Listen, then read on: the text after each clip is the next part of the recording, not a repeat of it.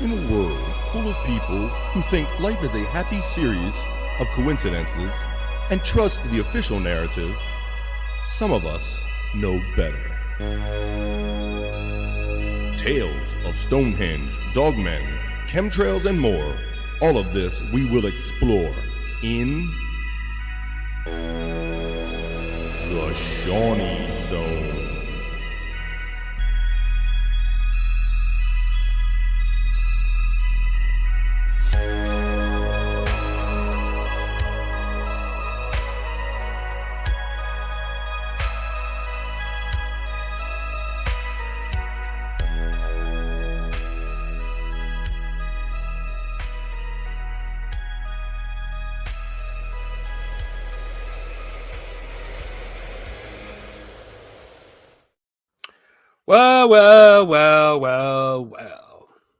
Well. Howdy, folks. What the fuck is going on tonight? I'll tell you what, I'm ready to rock. Bobby is not here this week. He has been suppressed. He's been locked in a closet by the Men in Black. And I'm sorry for that, but the show has to go on. And we have a very special treat for you tonight. We're going to have a very special guest coming up soon. But first, I have to get to a few things. First of all, let's take that like button, caress it, hold it by the neck, and smooch it so fucking hard. Turn on your gifted memberships, because that's a thing, because we have a few new members here tonight. Andy, can you post them up? We have Steve Hanning. He became a YouTube member today at some point, and here he is. Let's see who else we got. We got, what the fuck? Oh, John's Crooked Finger. It's all one word. It scared me at first. John's Crooked Finger became a YouTube member. Who else we got? Whatnot Chaser became a YouTube member. So thank you all for donating or buying the for gifting the membership. So turn them on. It works. I don't know how. The original Muffin Top Melendez says that's a great name, by the way. And I see if you look at his avatar, I can see why he says that, because there's definitely fat rolls coming out over the jeans. Hilarious. John is fucking gross. We're going to get into that. But I also wanted to say, super chats always welcome. It keeps the train on the tracks. I'd also like to thank you all for being here tonight, and thank you to the Shuli Network. Great bunch of guys. We're having a good time. So, you know, and it pisses off. It pisses off John specifically, because he's a fucking cock face. I can't. I'll tell you what. This week really upset me. So let's just jump right into the fact that John threatened his ex-wife, which is wild to say, and I can honestly say on this podcast, you're not going to see or hear any death threats, unless it's directed towards me. There's going to be none that come from me, and that's wild. I mean, I can't even imagine, you know, what his kids thought about to hear your dad threaten your mom's life like that. It's stunning. I mean, like he's been talking so much about how he interviewed OJ that he's turning into OJ. Do you know what I'm saying? It's scary. I mean, yeah, it's that's a low life move. That's a move of a desperate loser, as he likes to say, loser. It's gross. I mean, he's gross always, but that was in particular disgusting. and I tuned into his show the other night, and he was complaining about other shows that laugh at their own jokes, other hosts and things, and then he follows that sentence about 3 or 4 sentences later. And he tells Quad Father how he went to go see Quiet Riot and Lita Ford, and starts giggling like a little fucking bitch, like just like that's okay. He said some names of some 80s rock stars.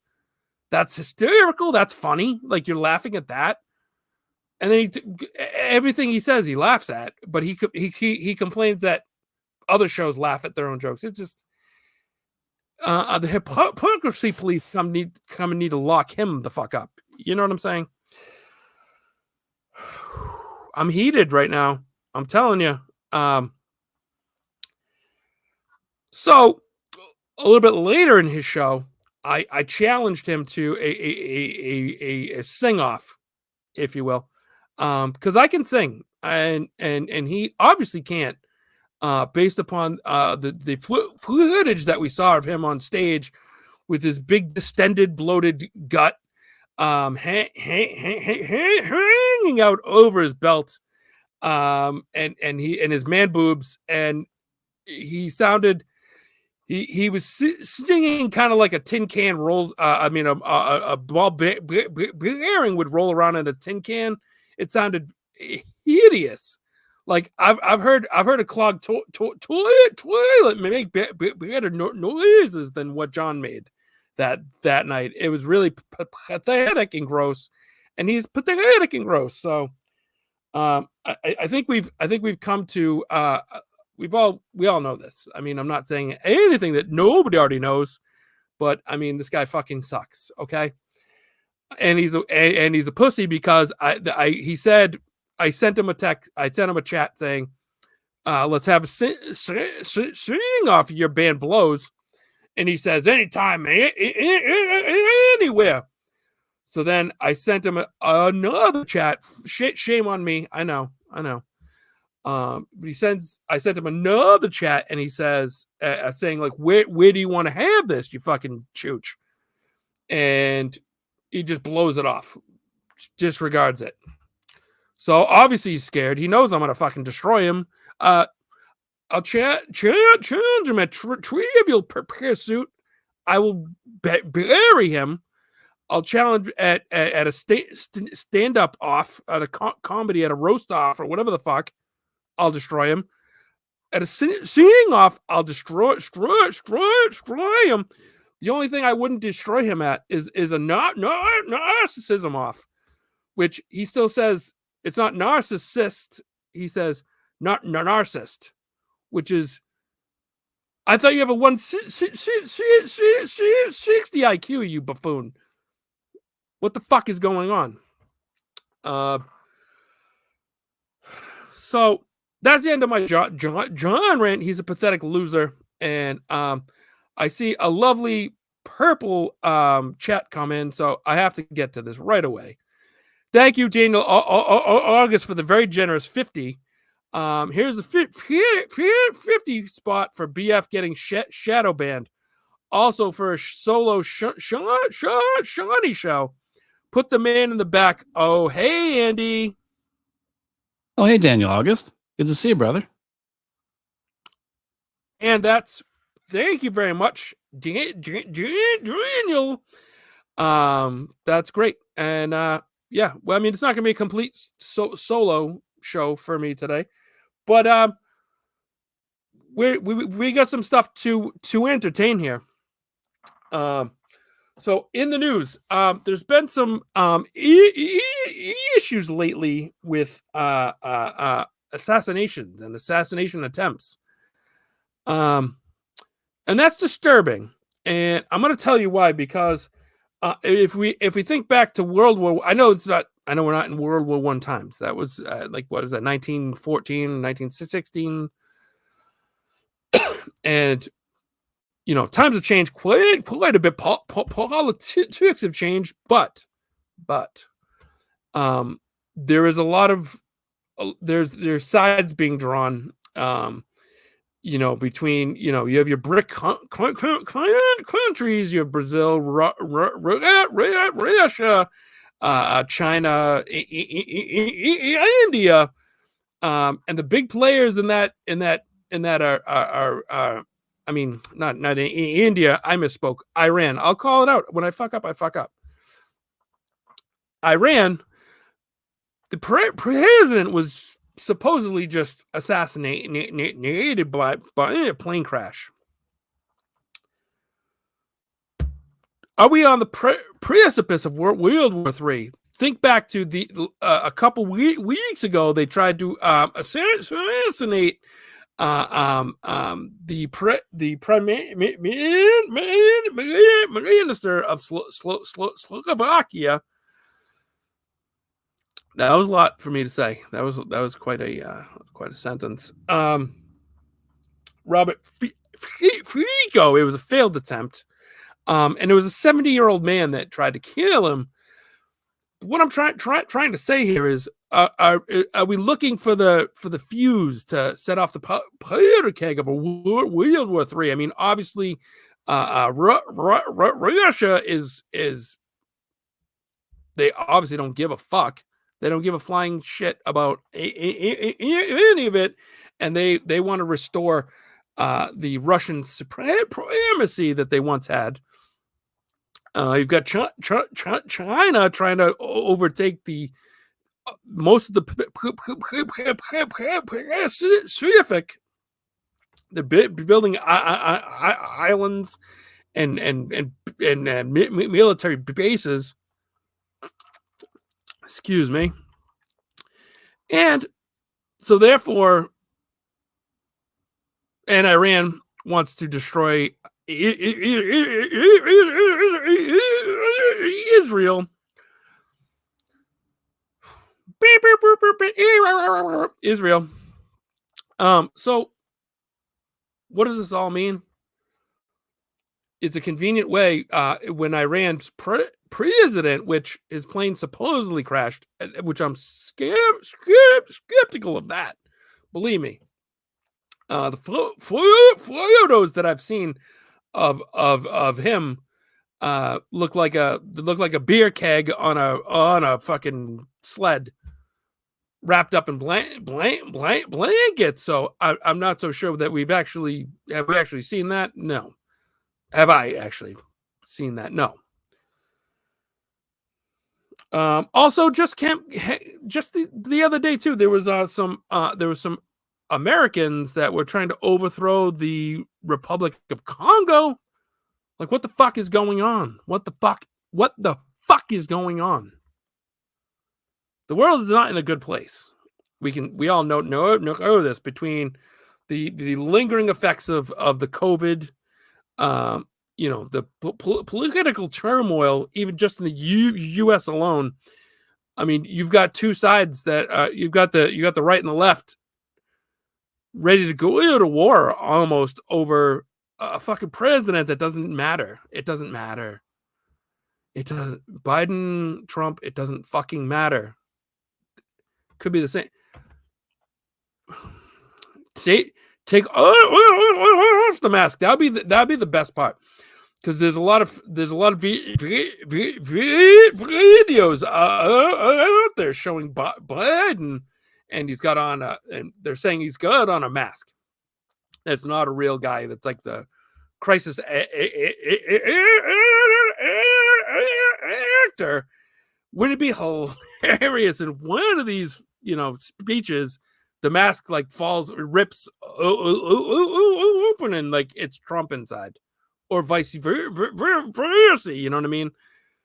That would be the ultimate. But then I would be suspicious that it was probably AI. So who fucking knows, right? Can't win. You can't win. We're doomed. Sorry, folks. Okay, I gotta calm down a little bit, and I'm gonna bring in our friend Andy. We have to go over some things. Hello, sir. I can't hear you. Oh, hey, buddy. How you doing? I can hear you now. There we go. All right. So, yeah, I got a few things off my chest. What was your thought about John and how he threatened his ex-wife? A couple thoughts. I mean, first, obviously, it was horrible for anyone to do, but you have to expect something like that from John in the first place. You know, he keeps topping himself. When we think he hasn't topped himself, whether it's something disgusting or something he said that's been horrific, he keeps topping himself. And I think there's a small percentage. I don't know how much I feel this way or not, but I feel like I don't personally feel it, but the conspiracy is it's got to be an act. Like, is this really him? Is this really? Can someone be this idiotic? Yeah. Can someone be this disgusting? Can someone like? Yeah, I mean, with with the beers and the cat shit and the whole 9 yards. He's been given all the gifts in the world, and look where he is now.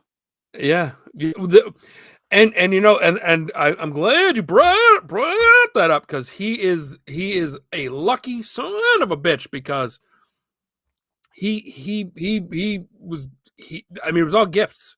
Stern took him under his wing, like, and and then he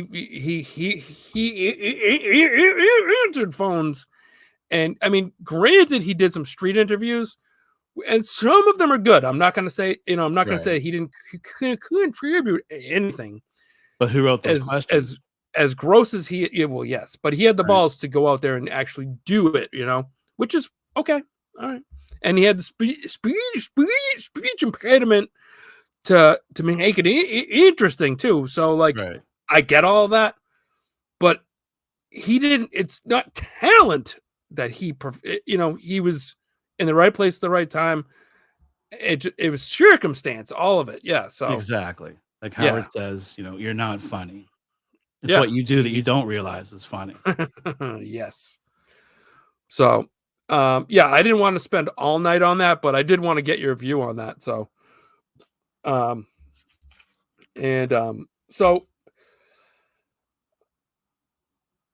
I gave you some, I sent you some clips, and I wanted to jump into those quickly, and then we'll get to our guest. Wait, hold on. Daniel, August again for 10. The answer is the same in Canadian. That's yes. That's yes, eh? Okay. All right. Thank you, Daniel, for the 10. As always, and he's right. Thanks. Yeah. Yeah, he's right. Absolutely. 100%.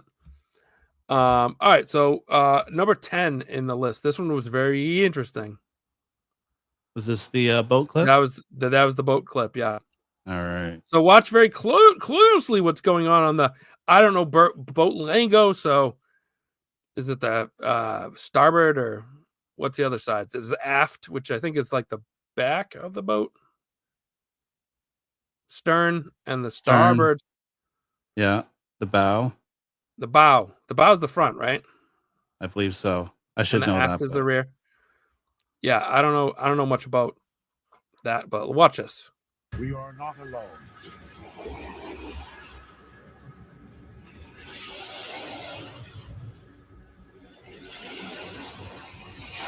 What the hell is that?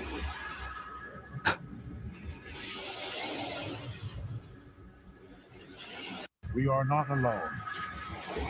So I want to bring up a so that looks like some sort of spiky, like, sea creature. Right. Excuse me. There was back around the time of the eclipse. Did I send us the clip of the black blob that left Antarctica and was going up the coast? Maybe I did. Maybe I didn't. But there's clip of a black blob that leaves there, and people online were speculating that it was Leviathan, which is a gigantic sea creature. I don't really know that much about that, but I did find that very interesting. Right. And this would kind of line up with that. It looks like something like a gigantic sea creature. So I want to also say that I absolutely so on X they always have these notes. They have community notes, Right. and they're people that pay to be able to like discount stuff like this and be like, oh, it's not that, it's blah blah blah blah. And they'll make up something. They're saying it's an iceberg, Right. and what kind? Have you ever seen a black iceberg? Nope. With big spikes like that on it? That's fucking crazy. Exactly. That twists and moves around in the water like that. That's no. But and I always because I'm a petty man. I'll go into the notes and I'll say that it's not helpful for whatever reason, because unless it is, occasionally there are things that I see that they're like, okay, that's but it's always everything I like is always, oh, that's just that's a tree, that's a shadow, that's a bear. Like we showed that clip where it was all bears, everything's a bear, right? And if they don't care, if they think it's that, why do they make the point of? They have to make the point of, oh, this isn't real, it's this. Like, why would they care in the first place? Why didn't they just laugh it off? Exactly, because because they're trying to suppress independent thought. Right. Critical thinking is at an all-time low, and the fact that there are still a few of us that are out there and we do that, they don't like it, so they're trying to suppress that. They're trying to stifle us. So it's just I just get so actually now I just laugh. I used to get mad, but now I just laugh because I'm like, here we go again. But all right, so the next clip that I sent you, we're going back to the 9/11 again. Right, that was the one, number 11. You got it, buddy. You see how I did that? Number 11.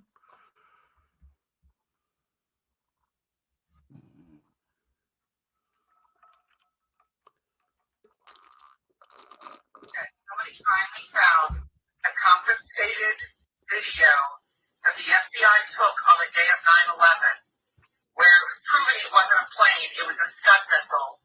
There was talk amongst the community, because I've been awake for 20 years since this happened, that there was a Scud missile. The witnesses were silenced. The person. Why does that look so strange? Is it?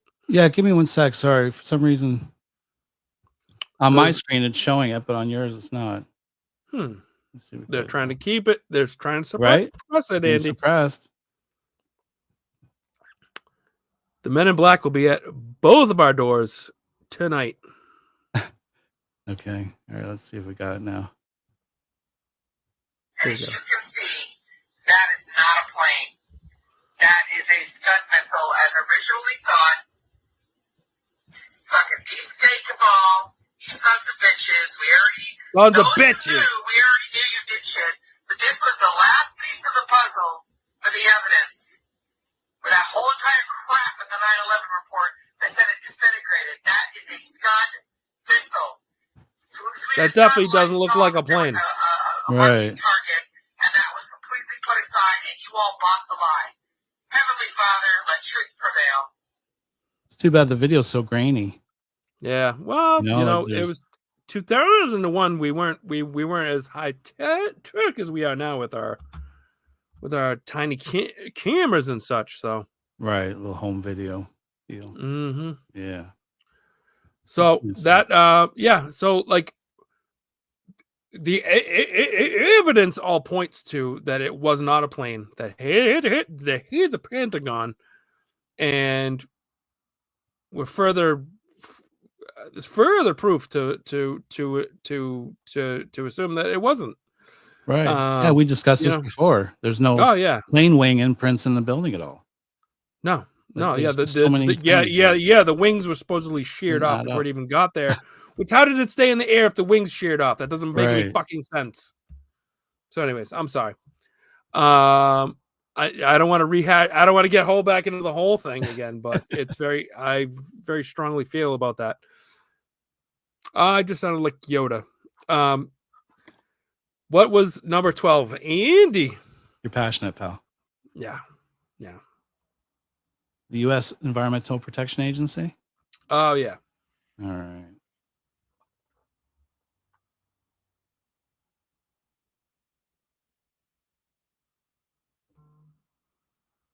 Oh, there we go.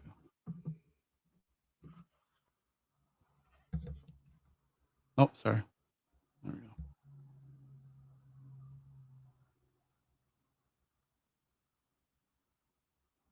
Hey, sorry, Sean. I don't know if we're supposed to be seeing something else as well, right? No, I think that was that it? Maybe. Well, where's the writing on that one? I guess maybe that's what I wanted to say. I don't know. Now I'm Here, confused. Let me pull up the page and we can. Here, I can barely see that. Okay, yeah, that's what I did want to see. Yes. So the U.S. Environmental Protection Agency, the EPA for short, which why would I ever say the long form of that, right? What the fuck is wrong with me? Has sent out a warning that cyber attacks against water utilities are becoming more frequent and severe, urging immediate steps to protect the nation's drinking water from future attacks. Yeah, that's terrifying. Like, okay. So if you think about the ways that the U.S. could be crippled, our power grid, which we know that there's a threat against that, and our water supply. Now, the power grid, you could attack it in one spot, and if you hit it in the right place, it could bring most of, maybe all of it down. But if you we've learned that before, though, right? Yeah. The water supply is interesting, but it's also, there's a lot more to it. You'd have to have a bunch of attacks. Like, that's not one big one. You know what I mean? Like, you need a lot of agents to pull that one off. Right. I mean, I'm sure it can be done. I mean, they talked about fluoride being in the water since the 50s. Oh, well, but the government wanted that in our water. That was a byproduct of creating creating aluminum, that they needed to get rid of it somehow, and they were like, oh, it kind of helps with teeth. It fucks with you in a lot of other ways, but it makes your teeth strong. So we'll just make everyone drink that and fuck everybody just put it in toothpaste. I mean, that might be a good idea. No. That's fine. That would be fine. I can remember in my school as a kid, and mumbling Nick came on right at the right time.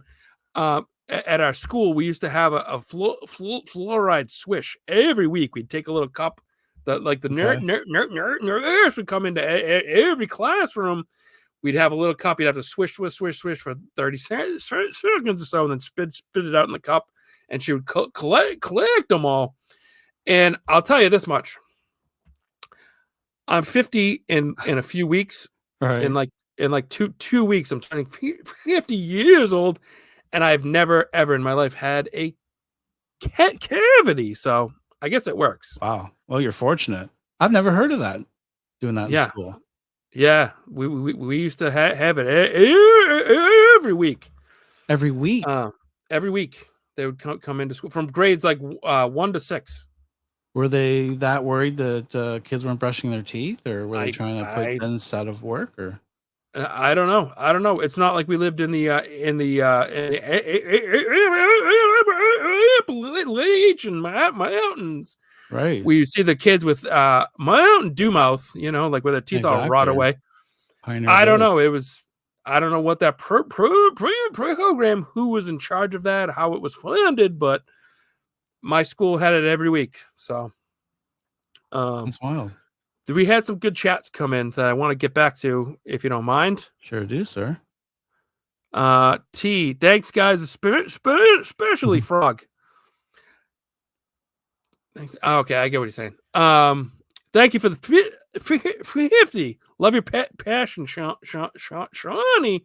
Well, yeah, I can't help it. I get worked up. I'm kind of like a stuttering George Costanza at times, I guess. But Yeah, I feel things, and yeah, I was thinking that earlier. It's a good point. You are very passionate, and it's good Yeah. to be passionate about this stuff. Well, Right? We had another chat come into the blue did, one, man. Mumbling Nick, who I went to school with, so he knows all about that. My knowledge and passion is focused on the ways the government screws us economically. So I love to watch you cover how they screw us intelligence wise. Yeah, I agree, Nick, and it's both. It's both ways. We're getting fucked on both ends. So it's not great. It's not great. And there was I thought that was a real post, but it wasn't. Never mind. All right. So how do we get into fluoride again? I don't know. I'm gonna put up a chat here if you don't mind. Fluoride kills your Josh third from Jersey has a input. point. Well, I mean, it might. Good to see you, Josh. But let's go to the next clip. I think there was it one more? One more there. Yeah, we were talking about in the green room. Okay.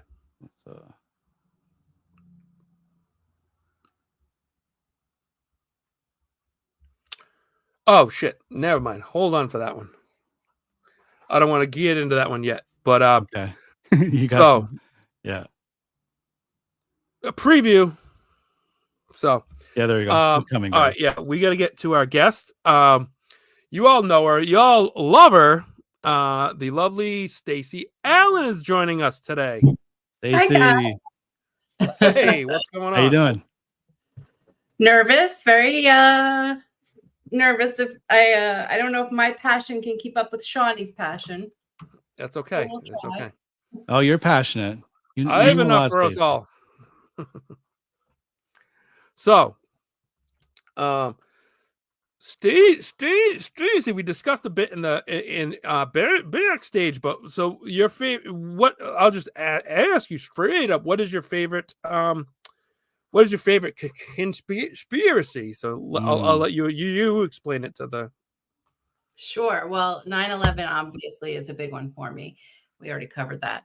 But like I was saying earlier, the ones that I tend to gravitate towards are the celebrity related ones. So specifically the murder of Marilyn Monroe is a huge one for me because I love her. And the other ones are the I'll say murders of Chris Cornell, Chester Bennington, Kate Spade, Anthony Bourdain, because they all died in the same way, all within a year of each other. And they were all on to exposing things that I think maybe the elite didn't want them to expose. So those are the ones that I really start to glom onto. Wow. Yeah, they let you in the club, but they don't let you out. Right. Yeah, or they're not. They might not even be in the club, but they stumble on something like Kate Spade did, and they murdered her, made it look like a suicide, and they did it in a way such that they die from suicide by hanging from a doorknob, which was like an assassination attempt in the olden days to show that they were spilling secrets, and that's why they died. Interesting. Avicii was the other one. He was getting into exposing child trafficking, but he didn't die by hanging, which is interesting. Now, this brought me to like an interesting place in my mind, and you even said I'd love for you to do a show about this. So now that's really piqued my interest in wanting to do a deep dive on all of this stuff, because it's there's a lot there. There's a lot of meat on that bone, so to speak. So that is going to be a fun dig into, because I can't wait now. And that's great. Now, what, as far as like, have you ever let me ask you this: have you ever seen like a ghost or anything? Like, do you have any paranormal? Yeah, I had a ghost in your life. Oh, really? Let's hear about that, please.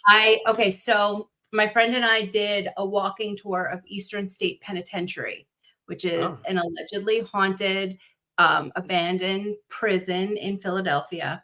And we were always told when you're walking out, just brush yourself off, because the spirits, they'll attach themselves to you. And when you leave, you're taking them with you. Well, we were there late in the day and we had to kind of run out because the place was closing. And of course we didn't brush off. A week later, I was home and I woke up in the middle of the night. It was probably about 1:30 in the morning. I have to actually, sorry, someone's at my front door, the delivery we talked about. Okay. Sorry. That's all right. Yeah, we'll get you back. That's fine. That's fine. There's a conspiracy at Stacy's door. Yeah. Yeah. Is it the Men in Black? Exactly. Or is it actually a delivery? Like, is she right now being thrown into a van in the back and being with a bag on her head, right, and driven away to a government agency? We don't know yet. Yeah, you said too much in 5 minutes. She already got herself banned from the Seany Zone. Let's go to Night M. Night M, thank you for the $2. Hey guys, my dad drinks and drives a lot. Stutters. Well, yeah, he's a piece of shit then. I'm sorry to say it, Night M. That's very funny. Thank you again for the $2. That's did he what is all the drinking and driving stuff? Did he drive drunk? As far as I know, yes. I think as far as we all know, he did. Did he admit that? No, of course not. No. Because I haven't seen any of it, but I didn't hear that part where he said that he might or that he did or yeah, we covered the night of. There's footage of him leaving the club where they had that party. Oh, that I see. I saw him on stage, and his grotesque gut and man boobs and flat ass, and I was just like said, I couldn't take anymore. But there's film of him leaving. I get it. Okay, yeah, right. Interesting. All right, we have another super chat that just came in. And we got Stacy. Welcome back, Stacy. I'm so sorry. I knew that was going to happen. You should be. No, not at all. I'm kidding. Happens all the time, right? Motherfucker Jones. The avatars cute. I always laugh at those the most. Yeah. Love you, Shawnee. Thank you for the $2, motherfucker Jones. All right, so you were saying that you were at a penitentiary and you had to run out the door. Yes. And about a week later, I woke up in the middle of the night. I think it was like 1:30 in the morning, and I saw like this black smoke in the form of a human whoosh past my bed. It didn't walk; it just kind of floated past the foot of my bed. Mm-hmm. It scared me to death. I put the covers over my eyes, and I was just like, "That didn't happen. That didn't happen. I didn't see it. I didn't see that." I never saw that again. But every night for a week after, my cat in the other room at the same time, 1:30 in the morning, would be screaming at something at the top of her lungs. Really? Wow. So I think cats have lungs. Yeah. Yeah, they do. Yeah. So I was asking some friends at work, and a woman I work with told me, she's like, well, I'm a practicing witch, and I can tell you that you have a ghost. Did you go someplace where you might have picked one up? And the only place I went was Eastern State Penitentiary. So I literally brought a dead prisoner home with me from Philadelphia. But I did get rid of it. My practicing witch friend taught me how to smudge my house or sage my house. Yeah. Yeah. And I did that for a week, every night for a week. And every night before I walked in my house, I just brushed off while I was outside. So I just kind of brushed them off. And it never happened again. I've never heard of the. Oh, sorry. I was going to say, I've never heard of the brushing off part. Like, if you can just kind of brush your clothes or your sleeves or whatever, like the ghost is gone, you know? Yeah. Well, that came from my friend's aunt who is a psychic. And she said they attach themselves to you and you just brush them off and they'll just float away. I don't know, but I brought one home. I swear I saw a ghost. How long did Ironically- that last for? Oh, Oh, sorry. sorry, Sean. Go ahead. How long did that last for? This ghost time frame? It was about 2 weeks total. Okay. That, you know, from the time I saw it, and then my cat waking me up every night, until I smudged and got rid of it. Okay. Sorry. Yeah. Go ahead, Andy. Oh, I was just gonna say, ironically, it looks like there's a dark ghost behind you over your right shoulder. I see the eyes, the nose, the mouth. Oh, no, You guys see that? I took that picture. That's Easter Island. Oh, it's a beautiful picture. I just see Oh, a it's face cool, in yeah. the clouds there. And then I did see Oh, another one. I see what you're saying now. Yeah. Go ahead. I did see another one in New Orleans. Okay. We did a walking ghost tour, Yeah. and they were Right. talking. You know, they stop you in front of different landmarks in the French Quarter and tell you how it's haunted and why. And we stopped in front of a hotel that was haunted because it was a home for orphan boys that caught fire, and a bunch of boys died in Oh, dear. you know, 1800s or early 1900s, and the Right. boys haunt the hotel. So, you know, everybody's taking pictures, and when I looked at the pictures, you know, it was digital camera age, there was this green streak in the window, which typically indicates there's some sort of paranormal something going on. Wow. Yeah. Interesting. That's amazing. You That's have more cool. than one experience that way too. Yeah. Only one like at my bed, but Right. Would you post that at some point? The photo that you took of that? I'll have to see if I can find it. It was a Okay. long time. It was 2010, so it was a while ago. Okay. I'll have to see if Just I can find asking it. if Yeah, you I'd like to can. see that. Yeah, Yeah. that is interesting. So, Yeah. yeah. And then you see That- orbs. You know what they say when you see orbs in pictures, those are usually spirits. Have you seen orbs? Oh yeah. Oh, in New Orleans, most pictures Okay. you take, you know, are full of orbs. And I took a picture of this field where there was a known battle in the city, and it was all it looked like it was snowing. Really? All orbs. Yeah. Wow. That's crazy. Yeah, my Interesting. cousin went to Mexico a few years ago, and he came back with pictures. Yeah, a couple pictures, and the one in particular had like 5 orbs in it. Yeah. And he Sometimes- described like it was a whole Yeah. evening like of things that kind of happened that were unnatural. Yeah. Some Really? of them are really like clear too. Yeah. Wow. Is that all of them, or is there anything else? I'm No, curious to those know. are the ones. Okay. All right. No. Those are very good. Yeah, no, the one in my house scared me to death. So Yeah, I bet. Yeah, it's those kinds of things. Like I've had some like sleep paralysis and some other ghostly type of stuff that's terrifying when you come to and you're seeing this and you're just like that shouldn't be there and I don't like it. yeah, exactly. So do you are a believer in the Bigfoot or not? I am, just from all of the pictures that I've seen. I can get behind that. I haven't done a lot of I haven't looked into that very much, just, you know, Yeah. stuff you've shown, and Right on.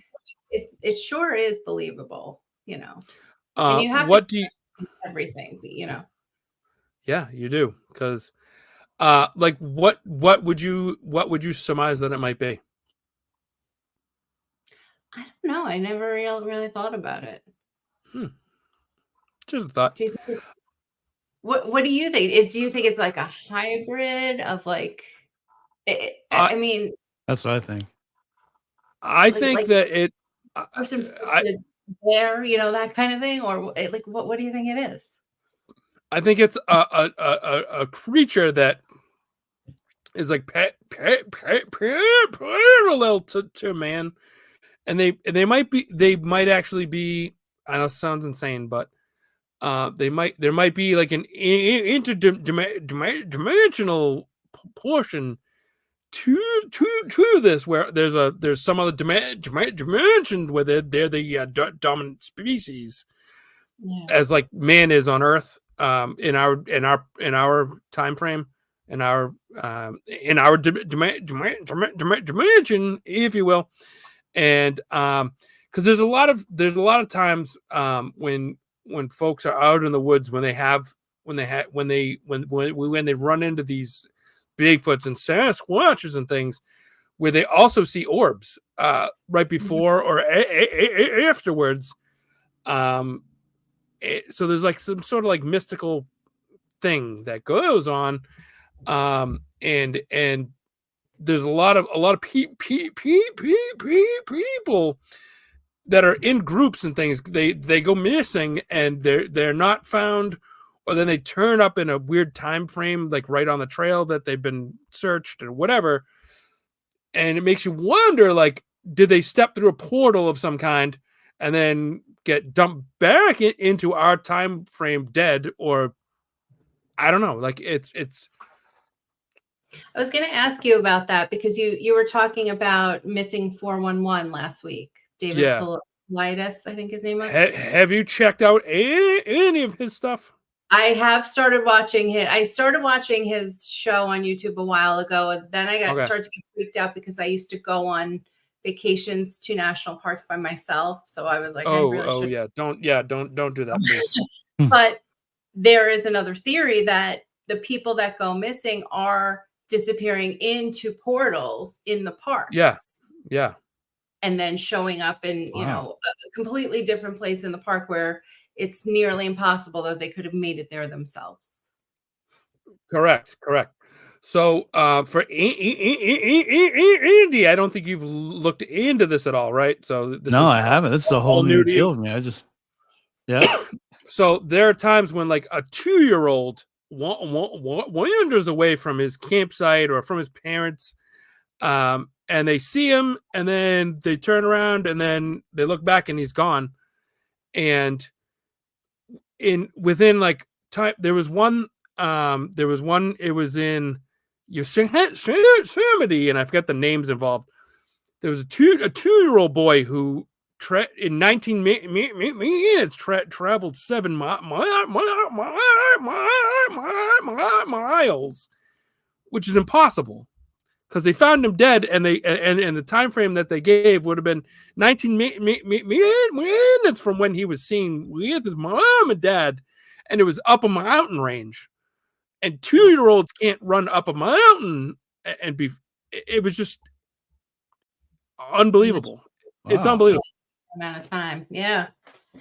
I mean, when the kids were found, were there any like marks or animal like distinctions of scratches or no predation at all? Or... No, there's no blood, there's no anything. He was just found dead, laying in the woods, laying at the top of the mountain, and they couldn't understand how he got there.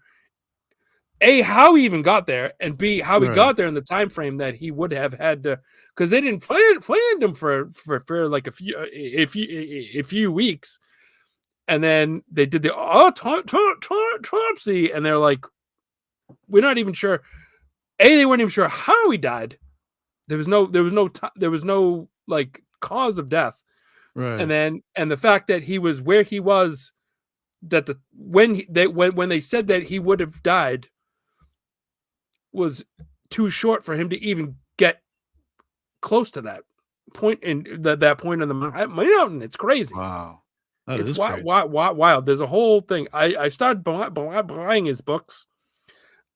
He's got several books, I think 7 or 8 books now. And there's roughly 1,500 cases where there's these strange phenomenon around people that go out in the woods. They're never seen again, or they're found in very strange ways. Right. And there's a lot of them are like PhDs or very smart. They're scientists or teachers, surgeons, so that's one end of it. And then on the other end, you have folks who have like mental problems, like they're slow adults and things that also like it's very rare that there's like somebody in between. It's always extremes. Yeah. And like in an IQ sense. Do they Yeah, where you live, Shawnee, do they have like so I know you go hiking in the woods a lot. Do you ever come across chambers that were built in the woods? So I always plug my friend Heather because she does a lot of she's doing a lot of research on giants, but she and I used to go hiking in Westchester, New York, and in the middle of the woods, in the middle of nowhere, there are chambers built with. I'll send you some pictures. Please, like stacked up with enormous stones, enormous flat stones on top as a roof that no human could just lift and put up there. But it's deep in the woods. We actually got lost once.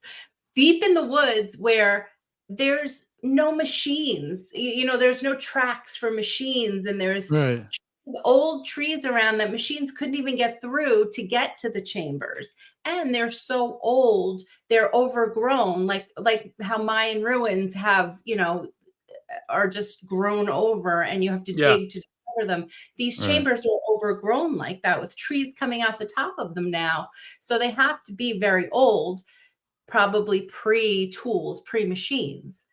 And they're built in such a way that, and she can explain this way better than I can, they're built in such a way that the opening faces where the sun would shine in during the solstice and shine on something on the back wall of the chamber. Right. Interesting. Amazing. That's wild. Huh. Yeah. I in the town that I grew up, and there was some woods there, but there were like old like hunting like outposts and stuff where it was like that, but it was all cement. Well, not all cement, but the roof was all cement. So similar-ish, but not. But they've been closed up since. But that's really crazy. I'd love to see those. That's wild. And the stone, she does. We actually went up there a few years ago, and Graham Hancock was doing a talk on the origin of these.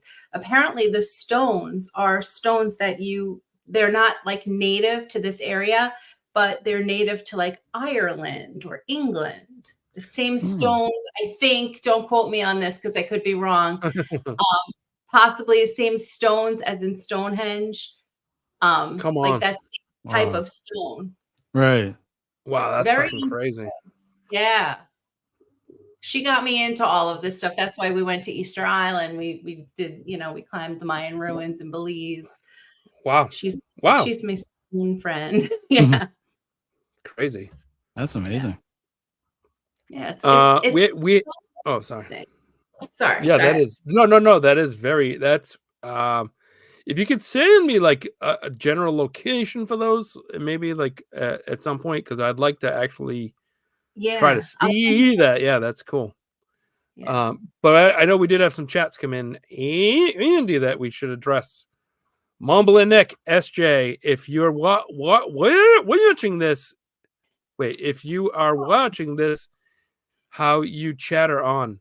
You have agreed to have me on your political show 3 times now. 3! Wow. Only to back out. You need an educated working class citizen on that show. Great job, Stacy Allen. Thanks, Mumbling Nick. Yeah, that's the nooch. Brian Kowalczyk. I like the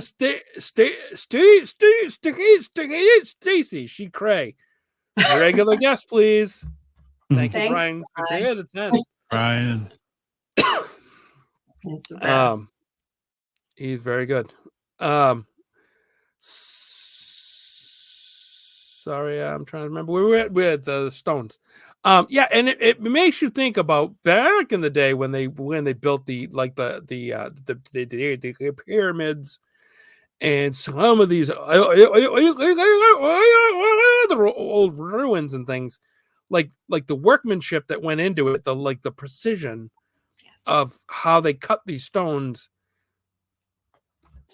100-ton stones that they cut them to interlock in the precise ways they did. Yeah. It's mystifying. It's crazy.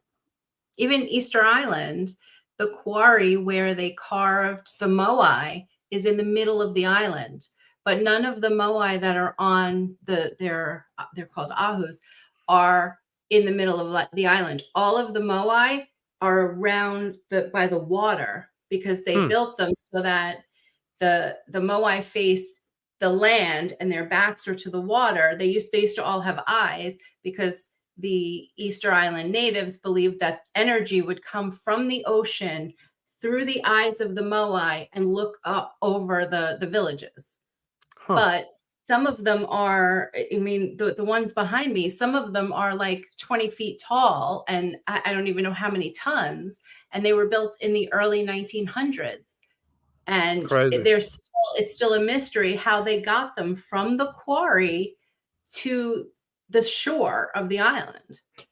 And there's hundreds of them. There's like 500 of them on the island. Yeah, so they had to not only get them there, but like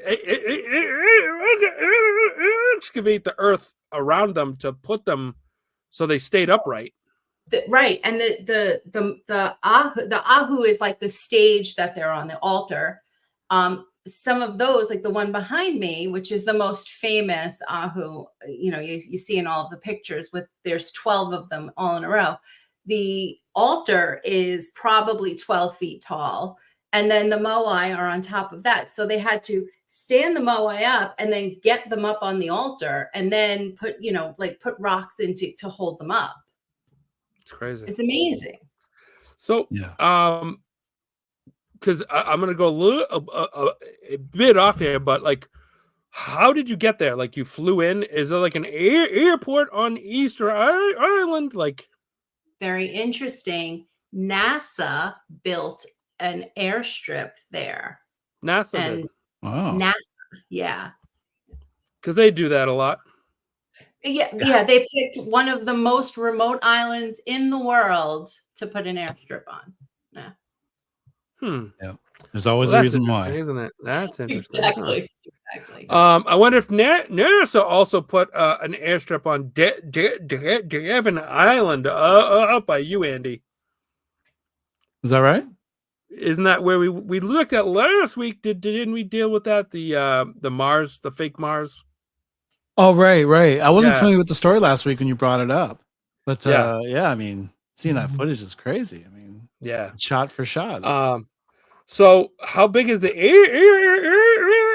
airport there, and how long is that flight? Like, what was that? What did it take for you to get there? Is what I want to know.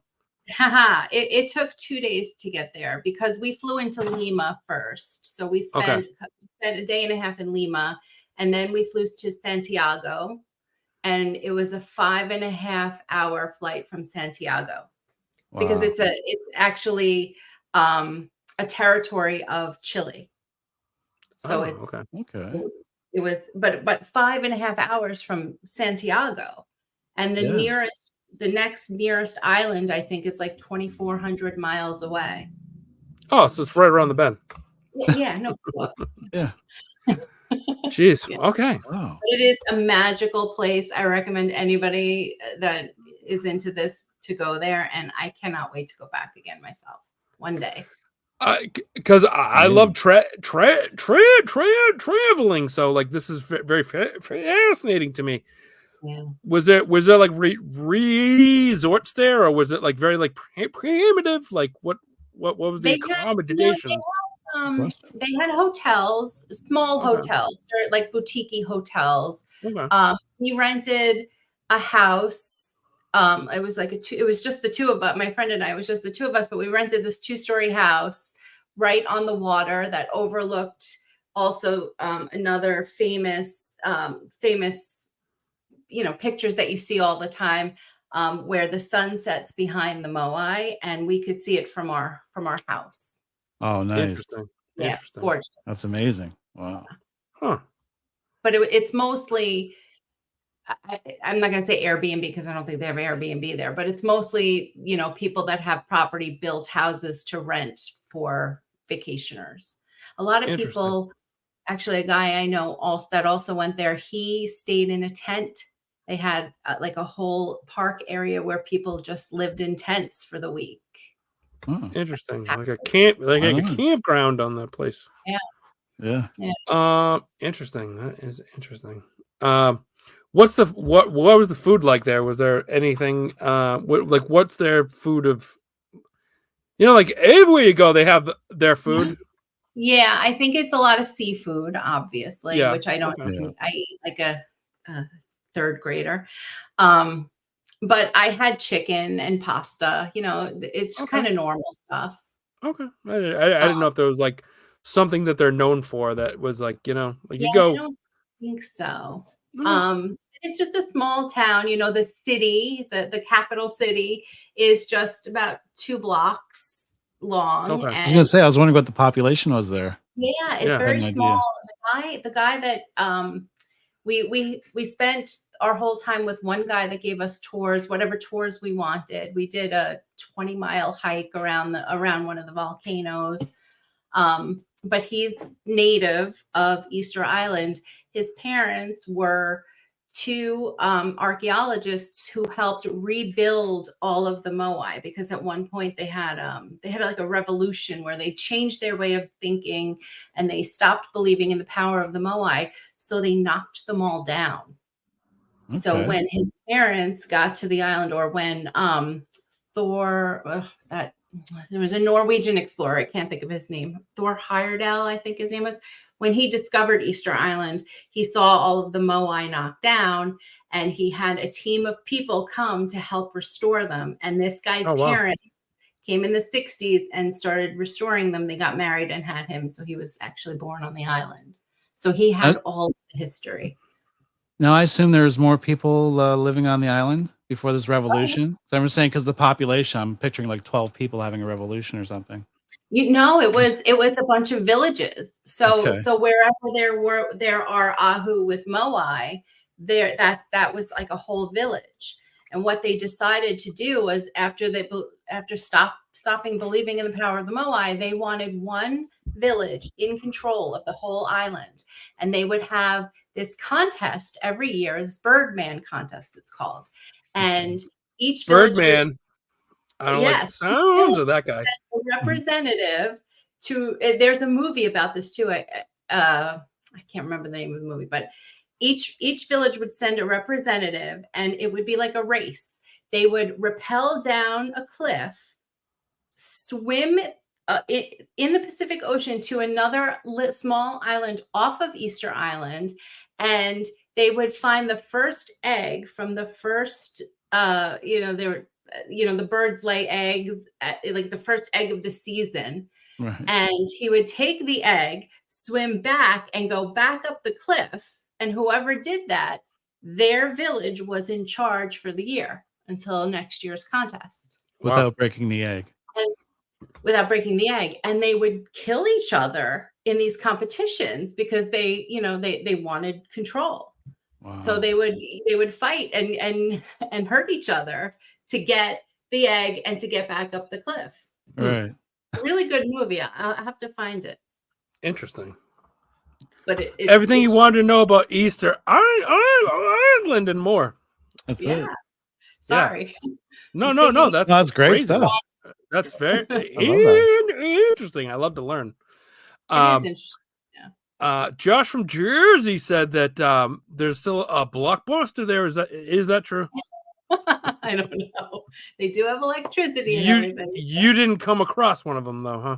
No, I did not. Okay. They didn't have any food restaurants, no chain stores, nothing. Okay. All right. Probably the one place you'll never see a Walmart. Oh, thank God. Yes. All right. So now what I also wanted to ask you about, what is your thought on UFOs, aliens, and life outside of mankind? Like, do you believe there's life out into the outer solar system? Yep, I do, and I do believe they walk amongst us. You think they're here right now? Yeah. Do you think do you think that they're wearing like masks and costumes, or do you think there's it's a projectional mind control? Like where do you go with that?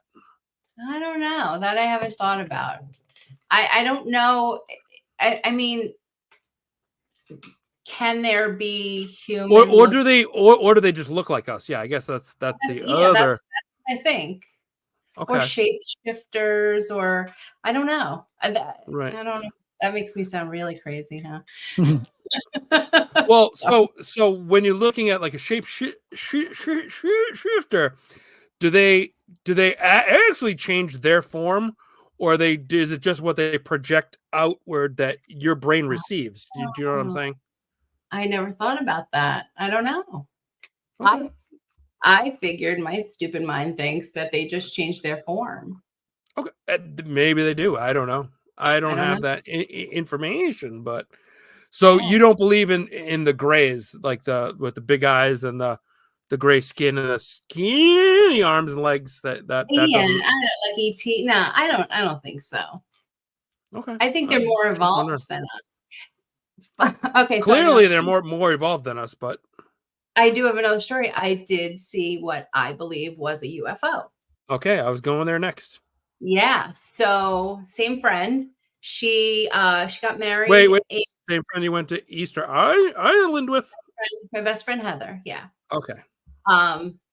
She got married in Aruba, and she had her wedding in a restaurant that was in the middle of the desert, powered by windmills. No electricity, powered by windmills, and it was a pretty long drive through the desert to get to this restaurant. So after her wedding, we were in a party bus. So it was a school bus painted pink, all lit up. And in the middle of the night, in the middle of the desert with no electricity, the only lights you see are the lights of the school bus and the lights inside the bus. So we were completely surrounded in darkness, driving across parallel to the water to get out of the desert.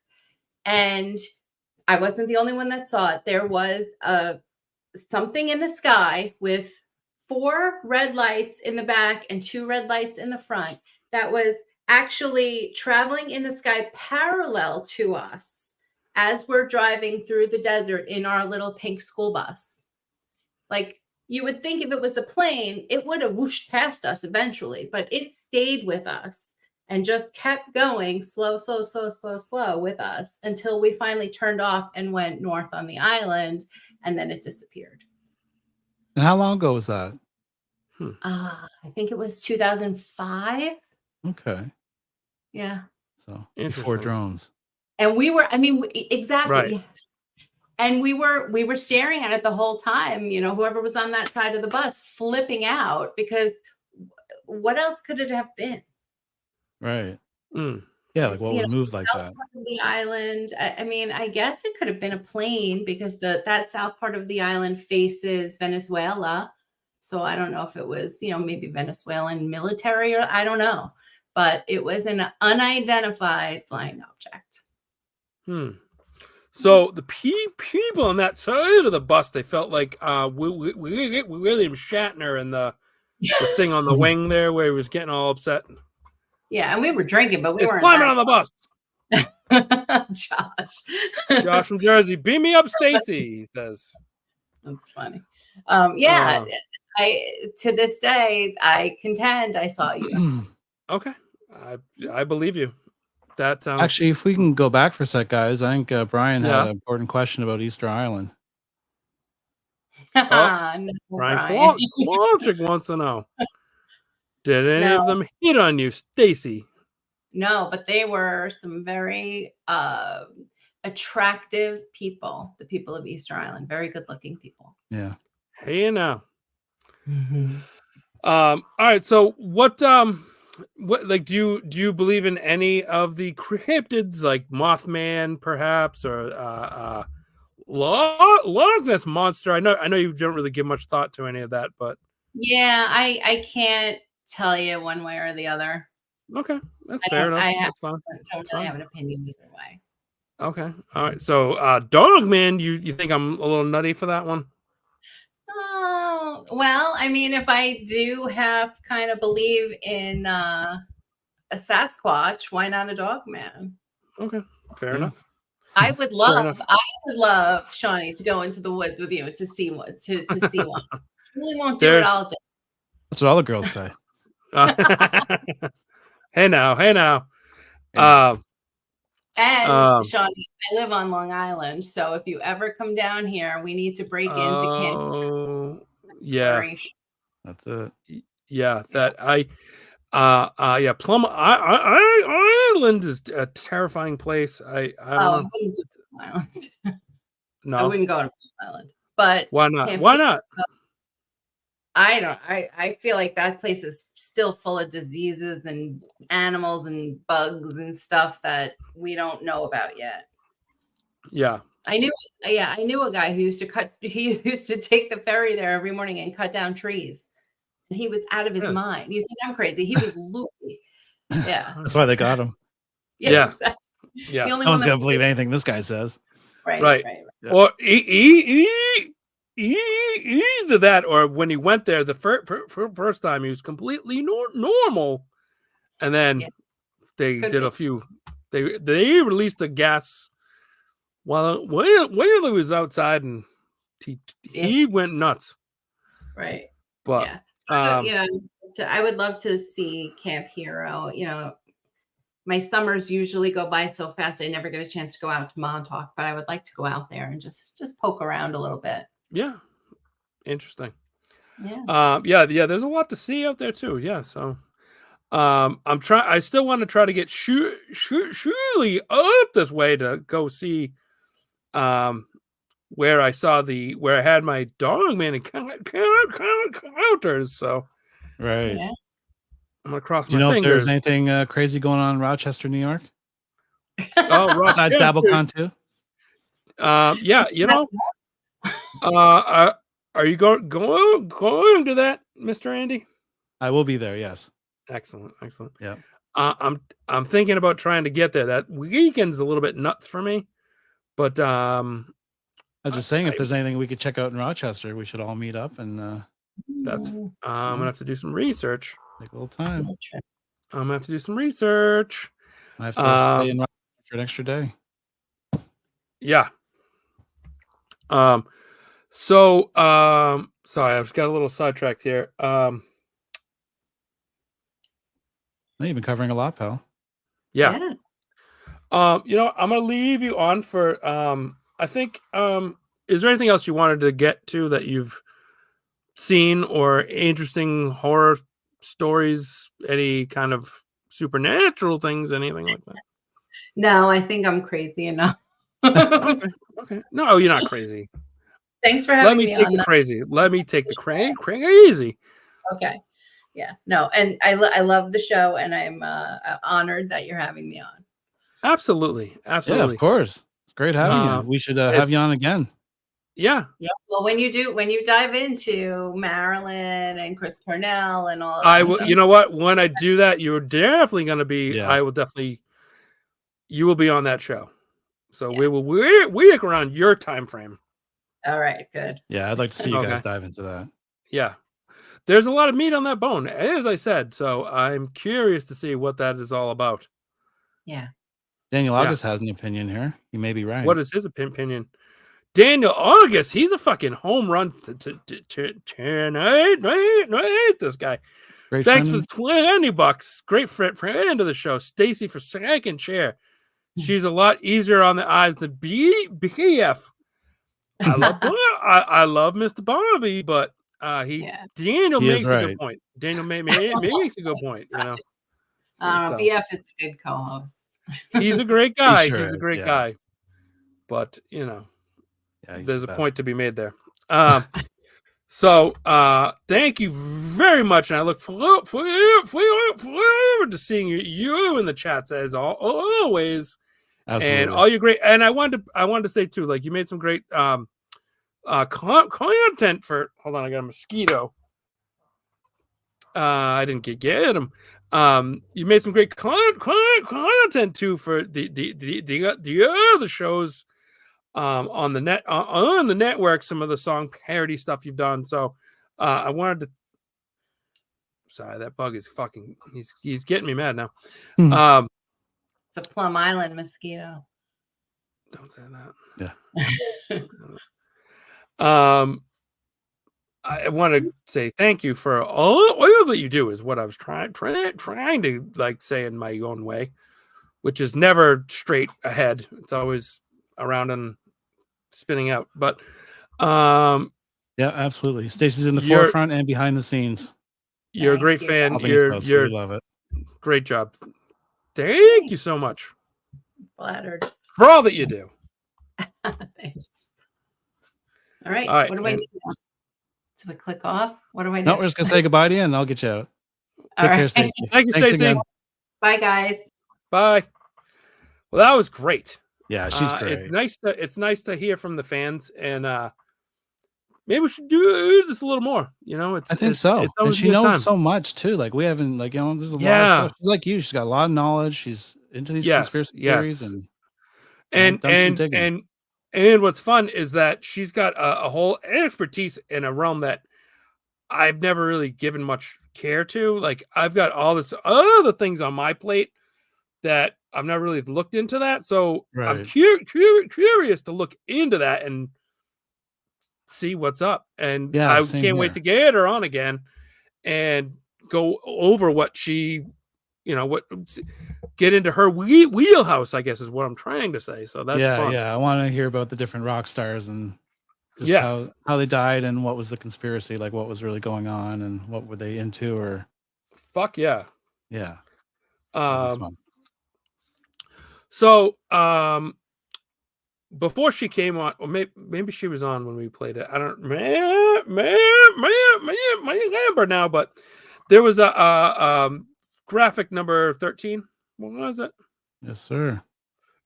Bermuda Triangle. I got into this wormhole today, and I could not tear myself away from it. We had, I listened to probably about 6 hours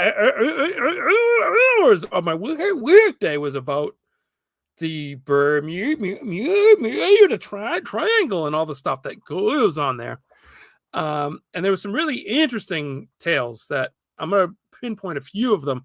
We all know that, you know, small planes, boats, there's a lot of missing people that have gone missing, I guess that's what I'm trying to say.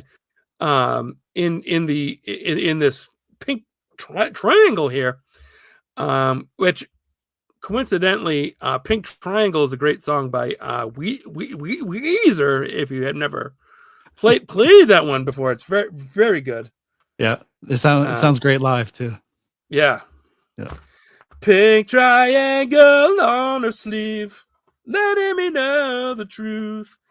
Nice. But so, so from a long time. Oh, wait, hold on. We got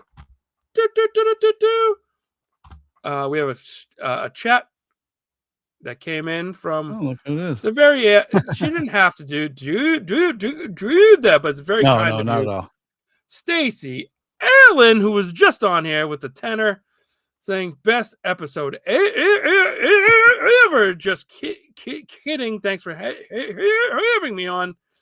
Seriously, you didn't have to pay us to say this. No, not at all. But thank you nonetheless. Very sweet of you. She is a good kid. Great. Yeah, Thank you so much. Thank you so much. Getting back to the Pink Triangle, the Bermuda Triangle, if we will. And do you know about Flight 19? I do not. I mean, I've heard of different stories over the years. I mean, I was hearing the stuff when I was a kid about disappearing, but I'm not familiar with that. Okay, so what do you got? It was December 5th of 1945. So right after like World War II. too. Yeah. 14 airmen in 5 planes left a Florida military base, and they entered the Bermuda Triangle and found themselves disoriented. So they radioed back to base saying that they were lost. And then they were never heard from again. All 5 planes. Wow. All 14 men lost. Wow.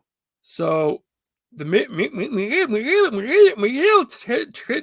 military goes, what the fuck's going on here, right? So they send out a seaplane. It was a couple days later. I think it was 3 days later. They send out a seaplane to go trying to find them. There'd been some storms and things that came in the meantime. Right. Excuse me. And so they sent out a seaplane with 13 crew aboard. The plane left the airport, and 27 minutes later lost contact with we hit the air base, and that also was lost. Wow. So you've got, what's that? 27 men lost in a 3-day span. Right. In the Great Abyss. And none of the planes were found. No wreckage was found. If a plane's going to crash into the water, the odds are that it's going to break apart as it does. And something's going to be floating. There's parts of the plane that would still float. Not a lot in a military plane, granted. But right. You've got 6 planes that have just crashed or presumably crashed. And a bigger search went on when all those planes were down. So, but none of them were found. Not a single plane from that trip was ever found. No wreckage from any of those planes. Wow. Incredible. Which is nuts too, because especially in the later years, they radar came out, and people searched that zone for right shipwrecks and treasure and whatever, and to never find any of those planes. What are we looking at? 80 years later is kind of wild. Kind of wild with. With to say at least, that's incredible. Yeah. So some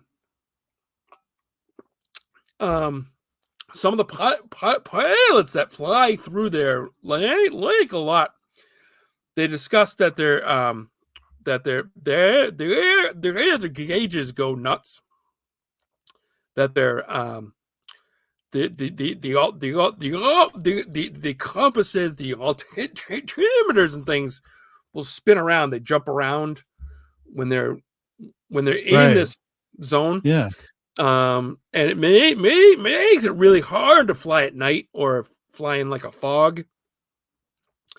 And there's also like what they've come to refer to as a magnetic fog, which meaning there's a fog that will almost like Stacy said with the ghost, it'll almost like attach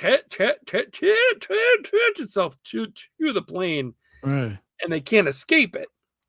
And it also is screwing with their. We get their, we get their dials and things, right? And if you don't have nowadays we have GPS, so there's a lot less planes that crash and a lot less boats and things that get lost there because you can see yourself on the screen and know where to go, right? But in the olden days when they didn't have that, and you relied on your compass and your and seeing where to go if there's a fog, you can't see, and if you go and if your compass is doing the spins, you have no idea, or if it just reads it wrong. It doesn't even need to spin. It could just be off enough that you think you're going north, but you're not. Right. You know, and you sail west or east into, you know what I mean, and you just get lost.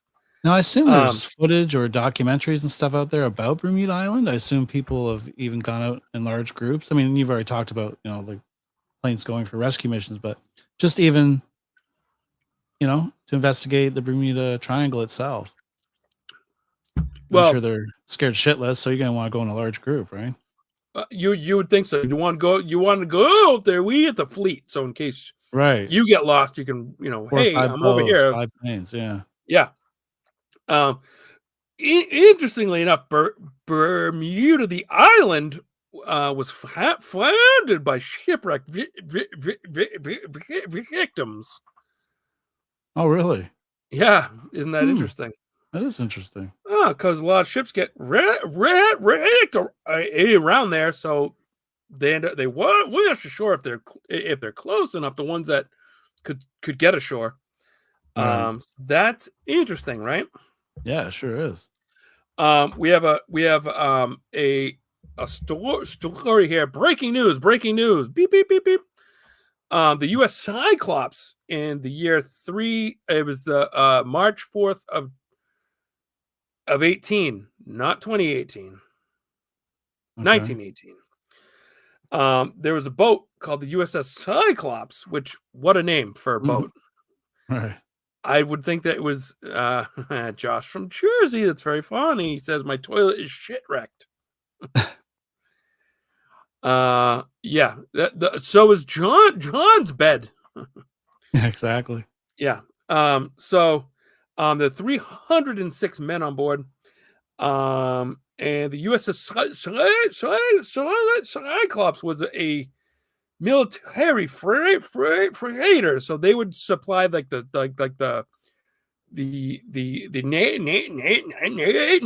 Navy ships with coal and the things that they would need to keep, you know, stay on to stay out to sea. They'd bring them food, drinks, and coal and stuff to power their ships. Right. So they wouldn't have to come into port. They could just refuel out at sea. Right. And at the time of this ship had left they left Brazil. I forget what port it was. And excuse me, they had 10,800 long tons of manganese on board, which I'm not sure what a long ton is as opposed to like a short ton or just a ton. Right. I forgot to look that up. But the ship went into the Bermuda Triangle on its way back to the U.S. and never was seen again. They never found this one either, which is very interesting because it was a good-sized ship. And again, a ship goes down of that size. I mean, they can't carrying 10,000 tons, almost 11,000 long tons, whatever the fuck that means. Right. That's a pretty good sized ship. Sure. And to never be found boggles the mind. Right. So, absolutely. And the captain of the ship was a guy named George Worley, and it was the largest. This is interesting too. It was the largest naval loss of life outside of combat. So 306 men on board died. Wow. And it was also the largest military search, sea search that they had done. So this ship they really looked deep and hard for the ship, and they could say that about deep and hard. You can make all the jokes you'd like. That's it. But so yeah, so that was that's an interesting one. And then we go a little bit further back. There's a mosquito in my house, and pissing me the fuck off because he keeps I flying hear you. right in my face. I had my first fly today. I'm still trying to get rid of it. Son of a bitch. Little bastard. Hey, are the trees? Do you have leaves on your trees? Starting to. Okay. Yeah. I have a friend that lives up in Vermont. He lives way up in Vermont.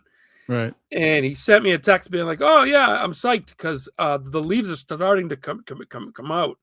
Right. And where I live, almost all the trees are like full bloom. Like we're like, I don't know if you can tell, but like I'm having like I have a lot of allergy stuff, and my throat keeps getting all hoarse, and I'm right. Fortunately tonight I haven't sneezed a lot, but it's been really really rough on me for that. But yeah, I bet. So I hate the allergies. Yeah, it sucks. So we're also going to go to our this is our last tale of this is the creepiest one too. The ship called the Ellen Austin set sail in 1881. It was sailing out of England. It hit a storm, got sidetracked, found itself in the Bermuda Triangle. It was on its way to New York, so he was the ship was pretty far from its path where it would take, because in that time frame they used to sail up northward, like Iceland and stuff, and that's why the Titanic hit the iceberg, which the iceberg ripped a hole in the ship, unlike the other ship that we just saw. So yeah, that's a whole other conversation. I know. So the Austin was a 210-foot sail-powered cargo ship, and the storm blew it off, of course. And the sailors on board, once they got into the what was the name of that? There's a sea that's part of the it's part of the Bermuda Triangle that I'm forgetting at the top of my head. I wish I wrote that down. So they ran into, but what I'm trying to say is they kept finding themselves in this magnetic fog. Right. And at one point, they came across an abandoned ship. It was a smaller ship. It was a schooner, a schooner. That they watched, and they didn't see anyone on board the ship. So at one point, they sailed up to it, because the old law of the sea was, if you found a ship like that, if you found a ship adrift, you could take that ship into port and claim a finder's fee. So it would boost their revenue that they were going to make for this cross Atlantic trip. Right. So they'd make they would make a bit more. So they pull up to the ship. It wasn't marked, so there was no. It wasn't being claimed by England or France or anybody. You know what I mean? It was just this ship that was just this lone ship. Yeah. And they go on board. They couldn't find the logs, but there was some paperwork that described what was on board, and they did find some things, but there was no crew. There was no signs of anything. There was no signs of a fight or anything. It wasn't like there was like pirates that had come on board, and you know what I mean. Like there was just nothing. Wow. So the captain assigned a small crew to go on board that ship. They were going to sail both ships into New York to bring their cargo, and then bring the ship in with them. Right. So they set sail. There was another storm, and the two ships got separated. And so the captain of the Allen Austin was like, well, we're gonna wait around for our crew. They know to like set anchor and try to like wait, you know, through all this fog and stuff, because once the storm was done, there was fog. So they find the ship, and their crew is gone. The ones that they had put on the boat, right, is now gone. Wow. With no signs of, there's no signs of anything. They're just gone. So at that point, they decided, fuck this, we're getting out of here, because they just wanted to get away from the ship. Right, scared shitless.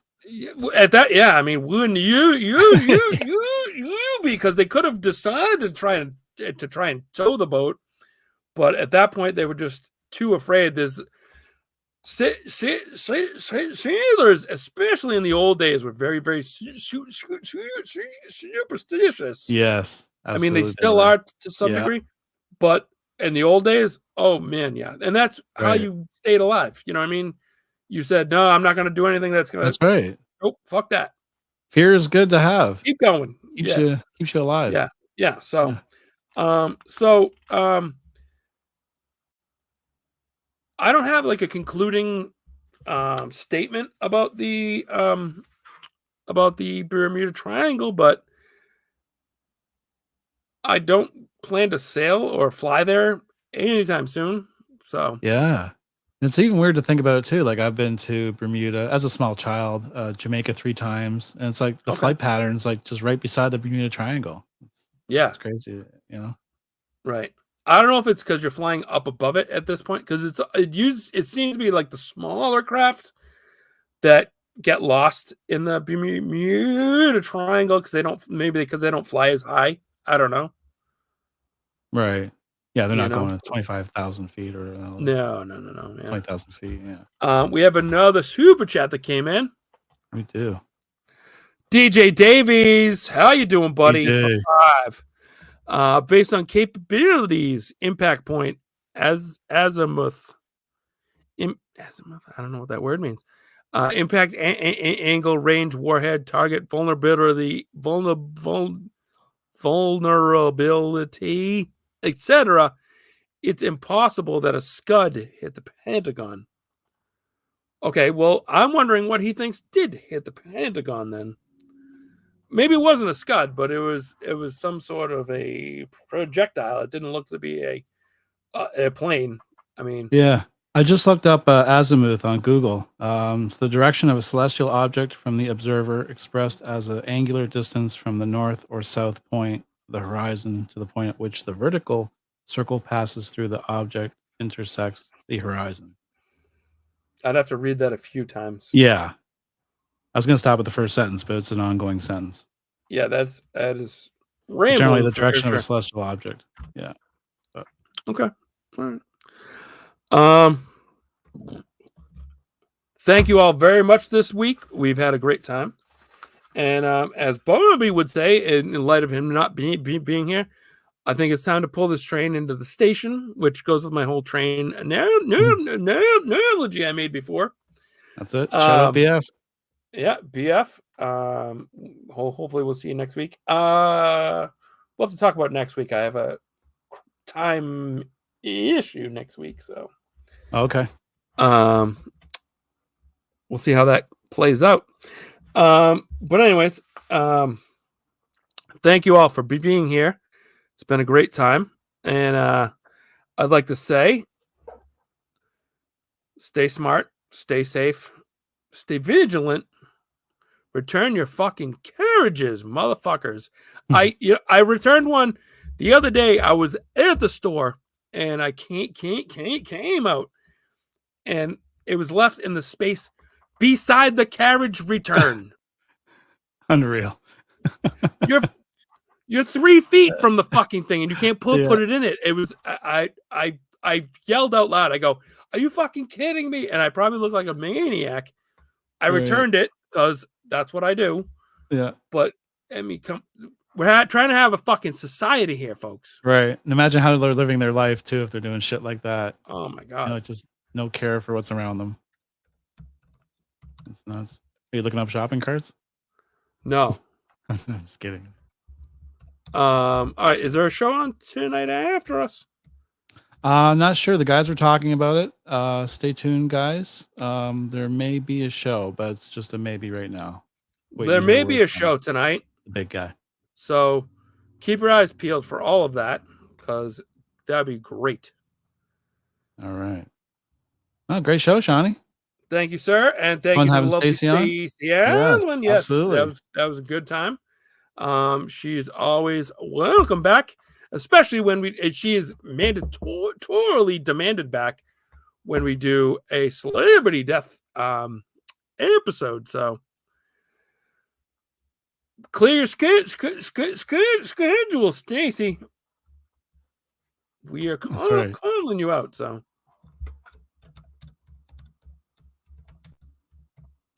yeah, fun show. I like the different subjects too, you know, like we're hitting a lot of stuff. Yeah, there's a lot that goes on once, you know what I mean? Like there's a lot going on out there in the world. So it's fun to see. All right. Well, I guess we'll see everybody next time on the Seany Zone. Bye. Oh yeah.